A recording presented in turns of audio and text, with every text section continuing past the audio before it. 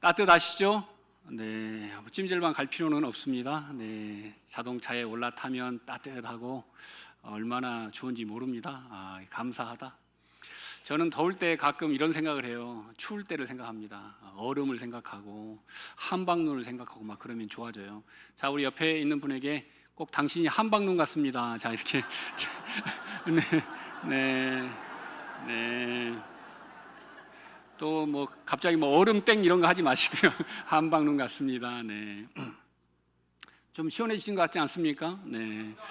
어제 보니까 우리 교회는 토요일에도 그 온 주차장에 차가 가득해요. 보니까 새가족부에서 또 성지 순례를 전주와 또 김제로 이렇게 다녀왔는데 41명이 버스에 가득 차서 제가 이제 돌아오셔서 식사할 때 같이 식사했는데 버스에 내릴 때 표정을 보면 대강 느낌이 있거든요. 근데 피곤할 텐데도 더울 텐데도 다 갔다 오셔서 아주 행복해요. 행복하게 이렇게 내리셔서 끝까지 함께하는 모습이 너무 은혜로웠고, 또 교회 뭐 꽃꽂이하고 주보를 적고 또 교육구소 환경 정리를 하고 또 교회 마당에 또 풀 베고, 여러분 들어오시다 보면은 그 화단에 머리를 너무나 반듯하게 깎아놨잖아요. 야, 그거 보면 얼마나 시원해요. 그걸 또 근데 그 무더위에 그걸 또 다 이렇게 전정을 하고, 또 식당 안에서는 꽈배기 2,009개를 튀겼답니다. 네, 2,900개. 2,900개를 하나에 1,000원씩 팔면 제가 계산해 보니까 290만 원이더라고요. 근데 제가 보니까 한 일하는 사람들은 청년 권사님에도 30명이 넘어요. 일당도 안 돼, 일당도. 야, 그렇게 하루 종일 정말 반죽하고, 내가 반죽의 비법을 배웠다는 거 아닙니까? 마가린을 많이 넣더라고요. 어쩐지 꽈배기가 맛있더라고요. 이렇게 해서 다 각자 분업해 가지고 만드는데, 야, 정말 대단하시다. 근데 여러분, 실은 그 290만 원의 가치보다 저는 그곳에 우리 성도님들의 땀, 눈물, 헌신이 더 하나님께 감사로 드리는 예배가 될 줄로 믿습니다. 여러분, 우리가 더위 속에서도 또 오늘 이렇게 예배하러 오셨는데, 예배하는 우리 모두에게 하나님의 은혜가 충만히 임하시기를 간절히 소망합니다. 제가 존경하는 정태기 목사님이라고 기독교 상담학에서는 좀 권위자이시고요. 이제는 뭐 은퇴하시고 노인이 되셨지만 지금도 보니까 한번 제가 살아계신가 하고 찾아봤더니 지금도 간혹 이렇게 다른 나라 가셔서 집회도 하시고 그러시더라고요. 그분이 실은 목회자들도 늘 기쁘고 늘 행복한 게 아니잖아요. 우울증 비슷하게 이런 게 와가지고, 공황이 와가지고 죽고 싶다, 살 소망이 없다, 이제 이런 단계에 이르신 거예요. 그러다 보니까 이제 이분이 그러면 내가 지금 어떻게 해야 될까, 어디를 한번 가볼까 생각하다가 갑자기 소록도가 생각나요.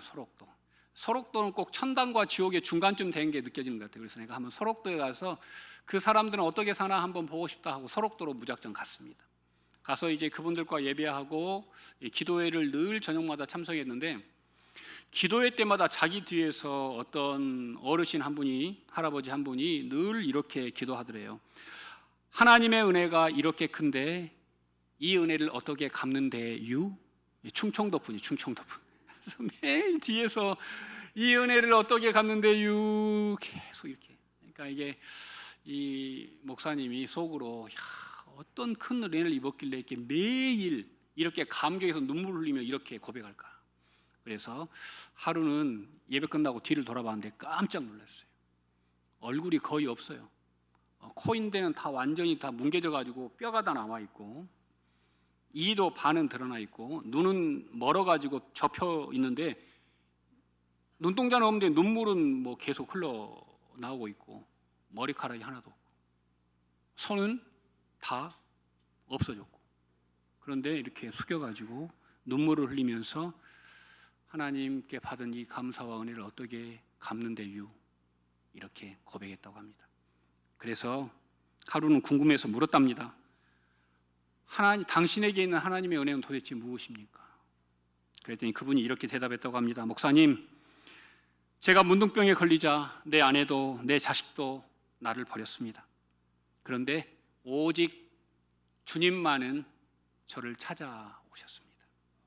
그래서 저는 그 주님을 통해서 새 인생을 살아갑니다. 하루하루가 저는 덤입니다. 그래서 그 이야기를 듣고 정 목사님이 그 자리에서 꼬꾸라져서 통곡을 했다고 합니다. 나는 이 많은 감사의 조건, 직위, 직분, 건강한 가족들, 건강한 몸, 이런 걸 가지고도 늘 죽을 생각만 했는데, 이분은 남아있는 게 아무것도 없는데, 몸조차도 성한 것이 아무것도 없는데 감사하다니 하면서 하나님께 회개하고 그날로 즉시 사역의 현장으로 돌아와서 지금까지 사역을 잘 감당하고 계십니다. 사랑하는 광영중앙교회 성도 여러분, 우리는 감사를 할 수 있는 사람들이죠. 하지만 우리는 다 감사를 잃어버리고 살 때가 너무 많습니다. 오늘 말씀을 통해서 진정한 감사를 찾고 회복하는 우리 모두가 되시기를 간절히 소망합니다. 오늘 본문에 나오는 나인이라는 성은 갈릴리에서 거리가 좀 가까운 평야 지역에 있는 산에 위치해 있는데요. 지도를 한 장 보도록 하겠습니다. 지도를 보시면 오늘 이 7장은 처음에 예수님께서 백부장의 하인을 고치기 위해서 가버나움에 가시고요. 자, 그 다음에는 나인성으로 오시죠. 그리고 옥합을 깨트린 여인을 만남으로 7장이 끝납니다. 자, 가버나움에서 나인을 가려면 해변길을 따라오다가 나자렛 산동네로 올라와서 나인으로 가는 40여 킬로의 길이 있습니다. 한 성인이 쉬지 않고 걸어도 12시간은 걸어야겠죠? 12시간. 뭐 쉬면 더 걸릴 수도 있는 거리 같습니다. 자, 여러분, 나인은 보시면 지도 보시면 아주 푸르르잖아요. 산지입니다. 나인에서 아래를 내려보면 멀리 갈릴리가 보이고요. 그 아래로는 다 평야입니다. 평야 이름이 이스르엘, 이스라엘이 아니라 이스르엘. 이스르엘이라는 뜻은 하나님께서 씨 뿌리셨다, 하나님께서 파종하셨다라는 땅일 정도로 너무나 아름다운 평지, 평야입니다. 곡창지대입니다. 끝없이 펼쳐져 있습니다. 제가 공부했던 마을도 저기에서 이스라엘 평야에서 가까운 곳에 있는데요. 한 번은 그 평야가 너무 반듯하니까 거리가 되게 짧게 보이는 거예요. 그래서 제가 공부하는 마을과 옆에 있는 마을 속에 평야가 하나 있는데 제 눈으로 볼 때는 10분이면 건너가겠다라고 생각해서 평야를 가로질렀는데 1시간 반을 가도 끝이 안 나옵니다. 그러니까 그냥 끝없이 펼쳐 있는데 이건 일부일 뿐이었죠. 그래서 야, 정말 좋은 땅이구나라고 생각합니다. 그래서 이 나인이라는 뜻이 원래 히브리어로 나임, 좋은, 아름다운 이런 뜻을 가지고 있습니다. 자, 여러분, 나인은 어떤 성입니까? 눈에 보기에 너무 아름다운 성입니다. 눈에 보기에도 아름답지만 정말로 환경이 아름다운 곳이 바로 나임입니다. 그래서 이스라엘에서 인사할 때 마슐롬카, 마슐롬액 이렇게 평안하십니까? 하면 대답을 나임 메옷. 한번 따라서 해볼까요? 나임 메오드. 메오드가 와, 좋다, 심이 좋다 이런 말이고요. 나임이 아름답다니까 심이 아름답다라는 뜻입니다. 심이 아름답다. 나임 메오드. 킴 오늘 하루 어때? 너무 좋아. 오늘 하루 아름다워. 최고야. 이럴 때 나임 메오드 이렇게 인사를 하는데 오늘 그 성의 이름이 나임이다라는 것을 우리가 알 수 있습니다.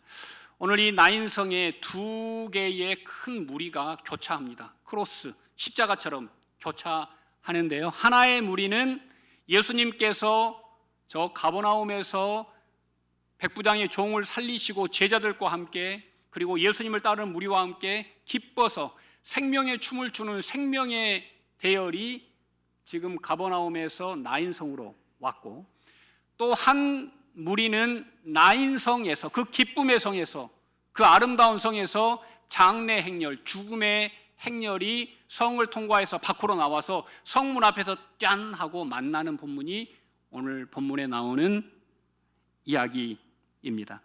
여러분, 우리의 인생길도 마찬가지입니다. 우리의 인생길도 늘 두 가지의 길이 있죠. 하나는 죽음을 향해서 가는 길과 하나는 생명을 향해서 가는 길이 있습니다. 오늘 이 두 길이 교차하게 되는데요. 저는 여러분의 모든 걸음에 주님의 생명이 임하기를 간절히 소망합니다. 자, 11절 우리 주님이 어떤 주님이신지 한번 보시죠. 11절 함께 읽겠습니다. 그 후에 예수께서 나인이란 성으로 가실새 제자와 많은 무리가 동행하더니, 자, 그 후가 어떤 후입니까? 가버나움에서 백부장의 종을 거친 후에 백부장이 믿음으로 예수님, 저도 군인입니다. 저도 부하에게 명령하면 따로 뭔가를 하지 않아도 그 말로써 모든 게 다 끝납니다. 당신은 하나님의 아들이시니 말로만 하시면 우리 하인이 낫겠습니다. 우리 주님이 깜짝 놀라는 대목이 여기에 나와요. 뭘 보고? 믿음을 보고 깜짝 놀라죠. 그리고 너무 기쁘셔서 그 종을 치유하시고 그 대열이 지금 급하게 방향을 틀어서 나인으로 오고 계시는데, 오늘 본문에 보니까 나인성으로 가실새, 여러분 사마리아를 통과해야 하겠는데 이것과 똑같은 의미입니다. 우리 주님께서 의지적으로 계획을 가지고 이미 이 삶을 아시고 그 길로 향해 꺾어 오시고 있는 장면이 오늘 본문에 기록되어져 있습니다. 여러분 12시간 전에만 출발했다 하더라도 우리 주님이 출발하셨을 때 나인성에 있는 과부의 독자 외아들은 살아있었을 것입니다. 하지만 유대인들은 장례를 24시간 안에 치러야 하거든요. 이 짧은 시간 안에 그 아들은 죽었고, 또 해지기 전에 입관해야 하기 때문에 동굴에나 땅에 묻어야 하기 때문에 그들은 급하게 장례를 준비해서 이제 장례 행렬이 나오는 그 시간을 맞추기 위해서, 아마도 많은 학자들은 시간을 뒤로 거꾸로 계산해 보면 우리 주님께서 새벽 일찍 출발하셔야 그 시간에 나인성에 도착합니다.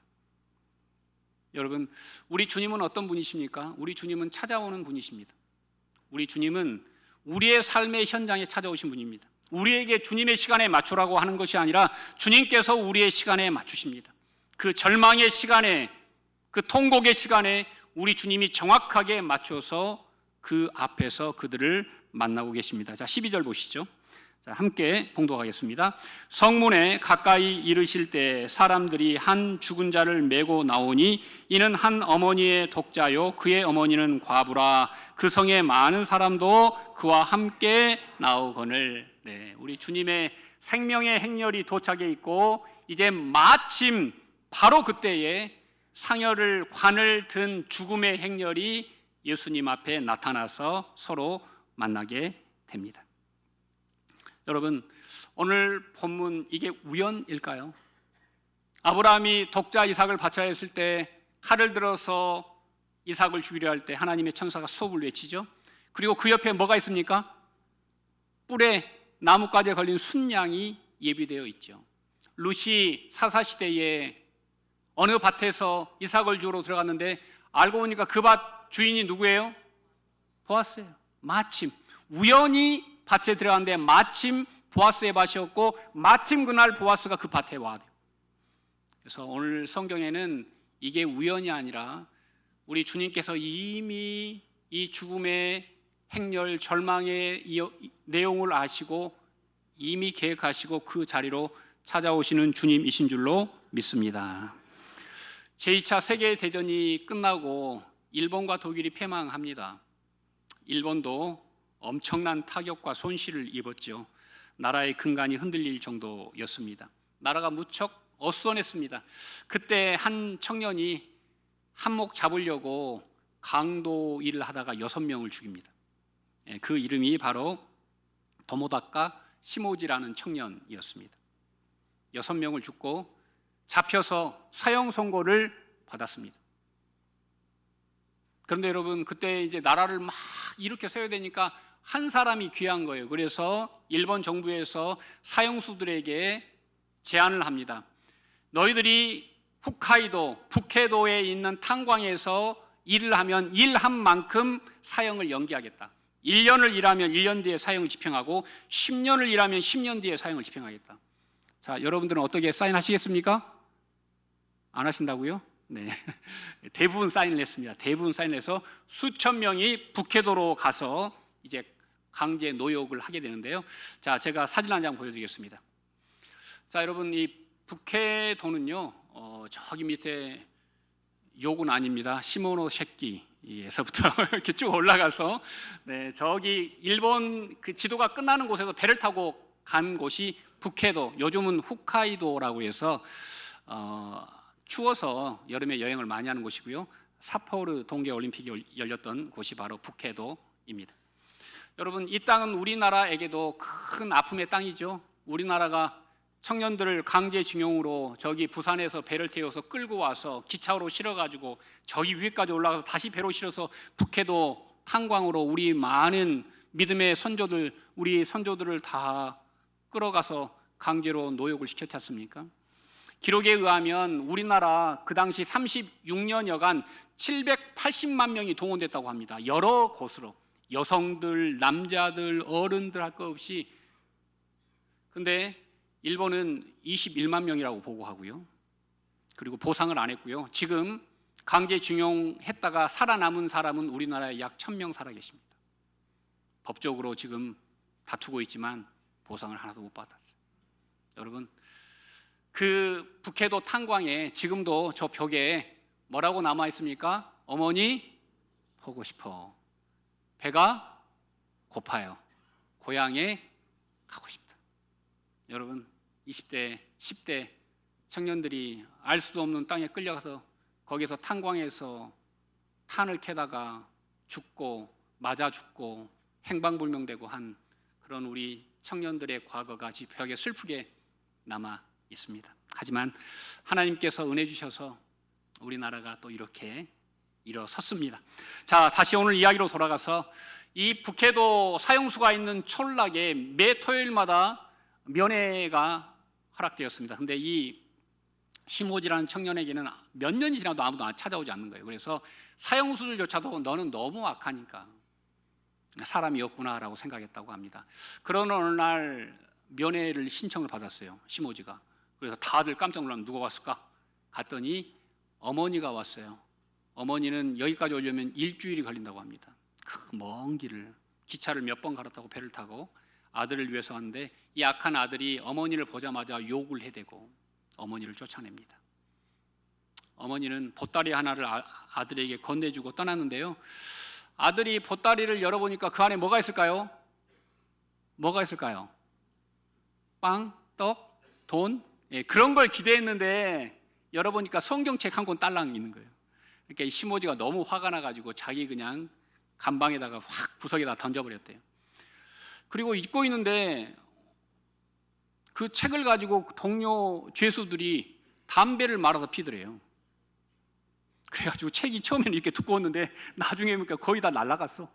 그래서 그도 양심이 있어서 어머니가 일주일에 걸려서 이걸 나에게 주었는데 하고 그 책을 주워 들고 한번 읽기 시작했다고 합니다. 그런데 읽으면 읽을수록 눈물이 막 쏟아지더래요. 그래서 하루는 일하러 갱도에 들어갔는데도 그 성경들을 챙겨서 가슴에 품고 갱도로 들어갔습니다.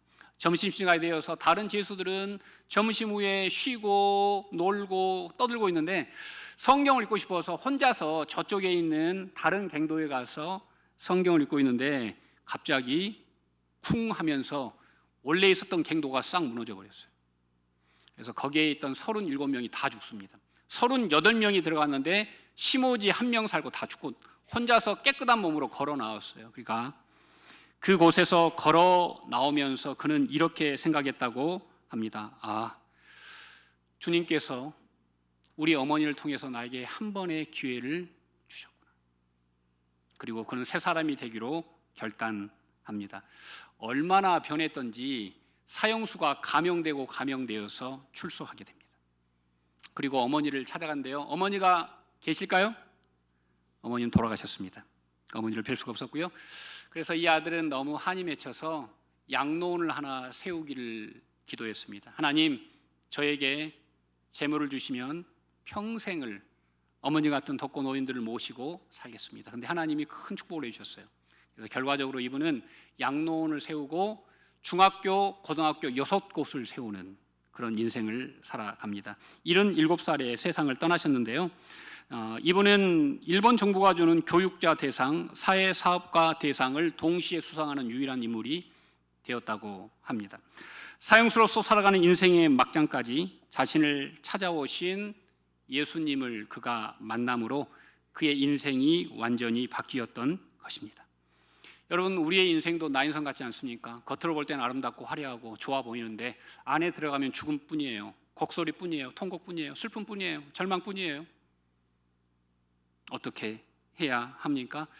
우리가 그 나인성에서 우리의 힘으로 자력으로 살아남을 수 있습니까? 바라기는 오늘 우리를 위해 이미 찾아오신 그 주님을 만나는 우리 모두가 되시기를 간절히 소망합니다. 자, 13절 한번 보시죠. 자, 함께 읽겠습니다. 주께서 과부를 보시고 불쌍히 여기사 울지 말라 하시고. 아멘. 우리 주님께서는 누구를 보십니까? 과부를 보십니다. 살아있는 과부를 보십니다. 물론 죽은 청년도 중요하지만 지금 우선은 살아있는 과부를 보십니다. 과부는 살아있지만 죽은 사람을 과부라고 이야기합니다. 왜냐하면 그때 당시에는 그랬어요. 그때 당시에 과부가 할 수 있는 일은 아무것도 없습니다. 과부가 할 수 있는 일은 딱 하나, 아들이 잘 돼서 나중에 자기를 봉양해 주는 것. 그런데 오늘 본문이 어떻습니까? 외아들인데 아들 하나가 죽었습니다. 그러면 이 과부는 현재도 미래도 다 없어져 버렸습니다. 이제 절망만 남아있는 과부를 우리 주님이 어떻게 하셨다고요? 보셨다고 말씀하고 있습니다. 긍휼히 여기셨다, 불쌍히 여기셨다, 사랑의 눈으로 보셨다라고 오늘 성경에 기록하고 있습니다. 이 과부가 처한 모든 상황을 우리 주님은 꿰뚫어 보셨습니다. 아들이 죽음으로 미래가 무너져 버린 절망만 죽음만 남아있는 이 과부를 우리 주님은 사랑의 눈으로 보셨습니다. 여러분, 사랑의 눈의 반대말이 뭘까요? 자, 대답해 보세요. 여러분, 예? 이거 무슨 전개죠? 자, 사랑의 눈의 반대말은 판단의 눈입니다. 미움의 눈이 아니라 판단의 눈입니다. 자, 여러분, 베드로전서 4장 8절 한번 볼까요? 자, 함께 읽겠습니다. 무엇보다도 뜨겁게 서로 사랑할지니 사랑은 허다한 죄를 덮느니라. 자, 성경에서 사랑을 이렇게 표현해요. 사랑은 뭐냐면 사랑은 덮는 거예요. 사랑은 메이크업이에요. 그래서 여자들이 사랑을 잘 이해하지 않겠습니까? 늘 덮으시잖아요. 맨 얼굴을 늘 덮으시잖아요. 제가 한 몇 달 전에 이렇게 손을 딱 봤는데 꼭 커피물을 흘리듯이 한 대여섯 개 점이 이렇게 찍혀 있는 거예요. 그래서 그 유명한 타올 있지 않습니까? 이태리에서 온 이태리 타올로 비누를 묻혀서 손을 씻었는데 지워질까요, 안 지워질까요? 이게 사람이 키우는 검버섯. 이야, 아니 세상에.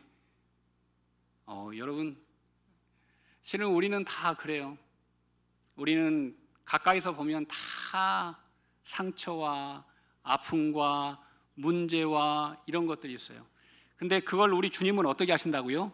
다 덮어주시는 거예요. 우리 주님이 만났던 사람들을 보세요. 우리 주님이 그분들을 판단하거나 정죄하는 기록은 성경에 한 군데도 나와 있잖아요. 가늠하다가 현장에서 잡힌 여인조차도 우리 주님은 침묵하세요. 그리고 덮어주시죠. 보호하시죠. 그리고 새 삶을 허락하시는 장면을 우리는 성경을 통해서 만나볼 수 있습니다. 여러분, 죄의 삭은 사망이라고 말했습니다. 자, 사랑은 허다한 죄를 덮는다고 했는데요. 자, 그러면 이 표현은 뭘까요? 제가 이 표현이 진짜 의미는 뭘까? 그냥 잠깐 덮으면 이게 문제가 해결될까? 여러분, 덮는다고 상처가 해결됩니까? 그건 아니죠. 그래서 이걸 원래 의미로 되바꾸어서 제가 여러분들에게 번역해 드리면 그 허다한 죄를 더 큰 사랑으로 품어라라는 의미래요. 그러니까 그건 무엇밖에 가능하지 않다? 사랑으로 더 품어내는 것밖에 방법이 없다. 그래서 우리 주님은 우리 죄를 어떻게 품으시죠? 십자가에서 품으십니다. 죽음으로 품으시죠. 그만큼 우리의 죄가 크고 독하고 악하다는 반증이기도 합니다. 자, 그렇다면 우리가 그런 사랑을 힘입어서 새로운 인생이 되었다는 것은 무엇을 의미합니까? 바로 상대방을 판단하지 않고 덮고 사랑의 눈으로 바라보는 것인 줄로 믿습니다. 여러분들은 제가 100% 마음에 드십니까? 대답을 하나도 안 하시네. 네, 그래요. 마음에 안 드는 구석이 많을 거예요. 아이고, 우리 김성현 목사님, 아이고, 독해, 강해, 쎄, 자기 스타일이 너무 확실해, 뭐 이런 등등 아마 어떤 분들마다 다 각자 아마 이렇게 생각들이 많으실 거예요. 근데 여러분, 우리가 중요한 건 어떤 사람을 판단하는 게 중요한 게 아니라 가장 중요한 건 그냥 그 사람을 있는 그대로 우리 주님처럼 바라보는 거예요. 그윽한 눈으로. 아유, 불쌍하다. 여러분, 어제 말씀 준비가 완료가 안 될 때가 있어요. 어떨 때는 잘 돼요. 근데 어떨 때는 완료가 안 돼요. 그럼 어제 제가 목양시에서 집에 출발할 때 10시 35분이었거든요, 저녁. 그때까지 이게 완료가 안 되는 거예요. 그럼 방송실에서 연락이 와. 목사님, 원고가 안 왔습니다. 알지? 내가 지금 안 보내고 있는데. 못 보내는 거지. 근데 그래서 이제 완료를 해서 보냈는데 실수를 하나 했어요. 매일 제가 원고가 완성되면 귀가 안 들리는 분에게 그 원고를 보내드리는데 어제는 너무 늦게 준비하는 바람에 저도 경황이 없어가지고 오늘 깜빡 그분이 앉아 계시는데 설교하는데 딱 그분 눈을 보고 일을 어찌. 그때 생각난 거예요. 그래서 참 이렇게 나는 왜 이렇게 부족할까? 나는 왜 이렇게 아쉬울까? 그런 마음이 들었습니다. 사랑하는 성도 여러분, 우리 주님께서는 우리를 있는 모습 그대로 사랑하세요. 평가하지 않으시고 정죄하지 않으시고 우리를 그대로 품으시고 우리를 살리기 위해서 십자가에서 대속한 줄로 믿습니다. 여러분, 인생은 길지 않습니다. 인생은 짧아요. 그래서 이 짧은 시간 속에서 늘 여러분의 눈빛이 사랑으로 충만하시기를 간절히 소망합니다. 우리 주님은 옆에 있는 여인에게 이렇게 이야기하죠. 울지 마라. 한번 옆에 있는 분에게 한번 이야기해 주세요. 울지 마소서. 자, 시작. 네, 울지 마십시오. 네, 다들 슬픔과 눈물이 있지 않습니까? 울지 마라라고 우리 주님이 말씀하신데요. 제가 이 의미가 무엇일까를 생각해 봤어요. 동네 사람들도 이 말 하지 않았겠습니까? 울지 마라고. 근데 아무도 이 인간의 말은 위로가 안 되죠. 하지만 예수님의 울지 마라는 전혀 다른 차원의 이야기입니다. 예수님의 울지 마라는 내가 너를 책임지겠다라는 뜻이기 때문이죠. 그리고 정말 우리 주님께서는 우리를 위해서 그 골고다의 험한 길을 가셨다는 사실을 우리는 기억해야 합니다. 우리 중에 아픔이 없는 사람은 없지요. 하지만 모든 슬픔과 눈물이 변하여서 주의 영광을 드러내는 일에 쓰임 받으시기를 간절히 소망합니다. 자, 우리 마지막으로 시간이 좀 지났지만 해야겠죠. 자, 14절 보시죠. 14절. 자, 함께 읽겠습니다. 가까이 오사 그 관에 손을 대시니. 자, 여러분, 여러분 어떤 사람을 가까이 하고 싶습니까? 내가 좋은 사람은 가까이 다가가고 싶죠. 싫은 사람은 반대로 멀찍이 떨어지게 됩니다.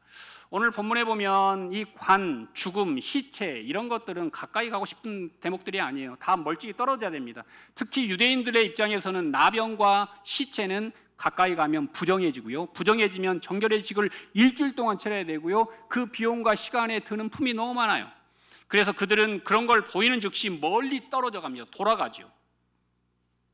여러분, 오늘 우리 주님께서는 그 죽음 앞에 가까이 가시고 그 절망의 관과 시체에 어떻게 하셨다? 손을 대셨다. 그 절망에 손을 대셨다. 제가 갑자기 아까 여기 앉아 있는데 오늘 이 본문을 저는 또 앉아서도 설교 생각밖에 없어요. 이렇게 막 이 생각을 하는데 갑자기 다윗과 골리앗의 이미지를 저에게 딱 주셨어요. 여러분, 골리앗과 같은 이 죽음의 신과 같은 용사 앞에 누구도 가까이 가는 사람이 없어요. 사울왕조차도 무서워서 못 나가, 막사에서. 그런데 누가 가까이 나가요? 다윗만 가까이 나가요. 그렇구나. 다윗만 저 절망, 저 불가능에 손을 대는구나. 그리고 그런 사람에게 하나님이 승리를 주시는구나라는 것을 중간에 잠깐 깨닫게 된 거예요. 여러분, 오늘 본문도 마찬가지예요. 불가능과 같은 그 시체 위에 우리 주님이 손을 올리셨어요. 우리 같은 사람을 위해서 주님이 십자가에서 죽으신 거예요. 저도 청소년 때까지 불가능이 했던 사람이에요. 소망이 안 보였대요. 우리 어머님만 소망이 보였어, 저에게. 우리 어머님만 불가능 같은 저에게 끝까지 포기하지 않고 손을 올리고 기도하셨어요. 다 포기했는데 선생님도 전학 가면 좋겠다 그러고, 우리 교회도 교장 선생님인데 그러지 마시길 바랍니다. 그리고 교회 선생님도 성현이가 다른 교회 가면 우리 교회는 부흥하고 저 교회는 찌그러질 거라. 뭐 이 정도로 제가 얼마나 좀 이렇게 정말 골목 대장이었으면 그런 평가를 얻었겠습니까? 그런데 다 사람들이 포기하는데 우리 어머니가 이 불가능한 저에게 손을 올리고 늘 기도하셨다는 거 아닙니까? 여러분, 저는 오늘 이 본문을 보면서 저는 우리도 마찬가지라고 믿습니다. 사람을 살리는 것은 사랑이지 율법이 아니에요. 율법은 가까이 가면 안 돼요. 하지만 사랑은 그 율법을 통과해 버려요. 율법을 뛰어넘어 버려요. 우리는 인생을 살다 보면 늘 법에 걸립니다. 감정에 걸립니다. 또 우리의 어떤 많은 생각에 걸립니다. 그래서 그 선을 통과하지 못해요. 하지만 여러분, 사랑은 허다한 죄를 덮고 그 모든 불가능을 뛰어넘어 믿음의 손을, 믿음의 터치를 하게 될 줄로 믿습니다. 자, 14절 후반절 보시죠. 함께 읽겠습니다. 예수께서 가라사대 청년아 내가 내게 말하노니 일어나라. 여러분, 이 청년이란 단어를 제가 히브리어로 찾아보니까 나홀이에요. 나홀. 나홀은 아브라함의 형제의 이름 아닙니까? 나홀. 나홀의 뜻이 뭐냐면요, 호흡하다, 숨쉬다라는 뜻입니다. 자, 그러니까 오늘 주님께서는 뭐라고 이야기하는 거예요? 그 죽어있는 시체에게 너는 아직 숨쉬고 있다. 너 아직 호흡이 남았구나. 다 사람들은 시체라 그러는데 우리 주님은 그걸 보고 뭐라고 하신다고요? 호흡이 남아있다, 생명이 남아있다, 살아있다라고 말씀하신다고요. 어떤 사람들은 우리들을 보고 너는 끝났어, 너는 소망이 없어, 너는 끝이야 라고 이야기하지만 우리 주님께서 우리를 뭐라고 부르신다고요? 나오라 청년아. 그리고 뭐라고 말씀하십니까? 일어나라. 쿠미 일어나라 라고 우리에게 말씀하고 계십니다. 저는 오늘 이 하나님의 음성에 우리 모두가 아멘하고 순종할 수 있기를 간절히 소망합니다. 여러분의 절망의 자리에서 일어나셔야 합니다. 왜요? 우리에게 허락하신 인생에 그 악하게 소비할 필요가 없는 거예요. 바라기는 우리는 늘 생명의 자리로 일어나서 자리를 옮겨야 돼요. 시체가 누워있는 관 속에 계속 있을 필요가 없어요. 절망과 슬픔이 있는 곳에 계속해서 혼자 울 필요가 없어요. 뛰어넘어야 돼요. 그리고 그 불가능에 믿음의 손을 올려야 되는 줄로 믿습니다. 자, 15절 함께 읽겠습니다. 자, 시작. 죽었던 자가 일어나 앉고 말도 하거늘 예수께서 그를 어머니에게 주시니. 자, 우리 예수님 이런 분이에요. 예수님은 돌려주시는 분이에요. 우리 예수님은 그 아들을 고치고 살렸지만 내가 너를 살렸으니 내 제자가 되라, 나를 따르라 라고 말씀하지 않으시고, 따르고 싶었겠지요 그 청년은. 하지만 그 청년을 누구에게 돌려주셨다고요? 어머니에게 돌려주셨다고요. 어머니에게 돌려주셨어요. 우리 하나님은 늘 우리에게 돌려주시는 분이세요. 저는 여러분에게 절망이 변화해서 소망으로 되돌림을 받는 축복이 있기를 간절히 바랍니다.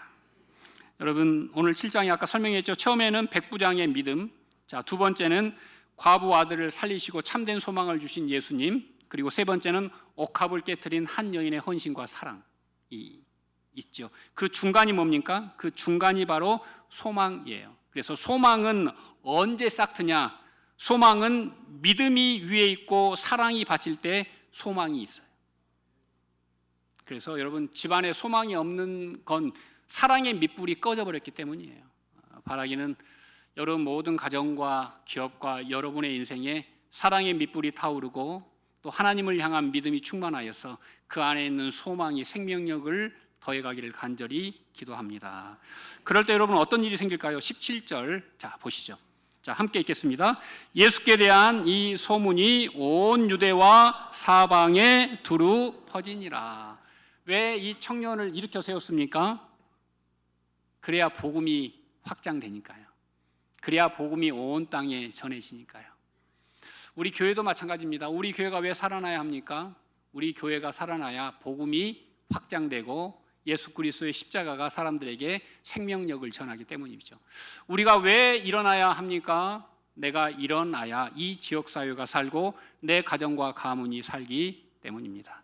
여러분, 절망의 자리에, 슬픔의 자리에 계십니까? 바라기는 오늘 주님의 말씀에 순종하여서 다 함께 일어나 그 절망에 가까이 가서 손을 대고 승리하는 우리 모두가 되시기를 간절히 축원드립니다.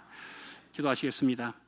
사람과 아내가 충만하신 하나님 감사합니다. 생명의 행렬과 죽음의 행렬이 나인성 앞에서 만났습니다. 이제 죽음의 행렬은 사라지고 생명의 행렬만이 살아난 청년과 함께 다시 나인성으로 들어가고 있습니다. 이제 진짜 아름다운 성, 진짜 기쁨의 성으로 그 이름을 회복하게 되었습니다. 오늘 예배하는 우리 모든 성도들의 심령 위에 주님 좌정하여 주셔서 생명을 허락하여 주시고 모든 죽음과 불가능을 뚫고 다시 한번 우리에게 참된 나임의 기쁨을 허락하여 주시옵소서.